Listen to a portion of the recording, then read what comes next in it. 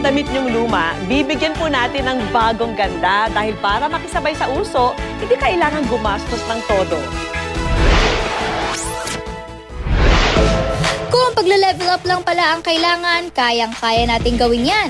Fashion makeover lang ang katapat para ang nausong 2013 outfits maging hit ulit. Yung basic blazer, gagawin natin siyang in for 2014. For Operation New Look for the New Year, maghanda lang ng mga sewing material at pang-dekorasyon gaya ng beads at printed lace. Kung wala kayo sa bahay nito, bumili lang sa palengke sa murang halaga. Dahil uso raw ang embellished wardrobe ngayong taon, pwes kabitan natin ng accents ang mga plain na damit gaya nitong blazer. Kayo ang bahala sa design at sa materials na gagamitin. Ang importante, swak ito sa personality ninyo. Okay, in 5 minutes, yung plain na black blazer, nagkaroon siya ng detail. So, in na siya for 2014.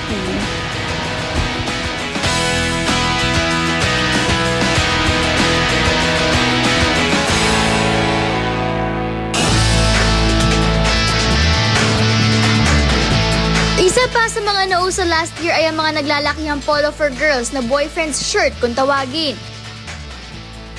Pero for 2014, good news dahil pwede i-upcycle ang mga ito para makasabay tayo sa uso. Sukatin natin yung height, yung length ng from collarbone hanggang desired length niya. Sukatin din ang distansya sa pagitan ng mga balikat. Ito ang magiging pattern ng button-up shirt.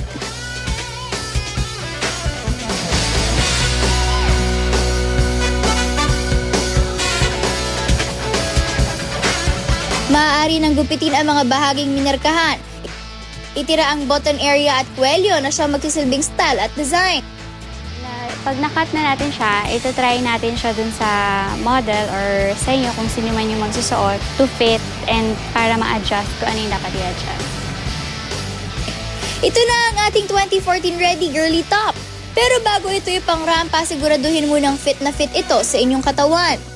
Hindi lang ang damit ang nabigyan ng new look, pati ikaw na rin, di ba? At para naman sa mga mahilig mag-eksperimento, good news dahil may bonus idea para sa inyo ang ating eksperto. Mula sa simpleng t-shirt, ipapakita naman niya kung paano gumawa ng bolero. Gupitin ang gilid ng t-shirt at buksan ng isang manggas nito. So after siyang makat, i-spread natin siya open. Pagkatapos buksan ang halos lahat ng mga bahagi, ito na ang magiging itsura ng dating t-shirt. I-fold natin siya into half. Ang dating manggas ang magiging katawan ng jacket, habang ang dating katawan ng t-shirt naman ang magiging manggas. Gets nyo? Para maging sakto ulit sa sukat ng katawan, kailangan na lang i-adjust ang kapal ng manggas at hugis ng buong jacket.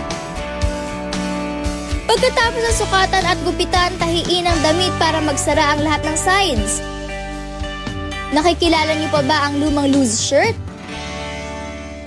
Talaga namang good vibes ang hatid ng pakikisabay sa uso, lalo na at kung may mga mura at simpleng paraan ito. Pero higit sa pananamit, mas mahalaga ang pagkakaroon ng self-confidence dahil sabi nga nila, ang tunay na kagandahan, nasa nagdadala lang yan.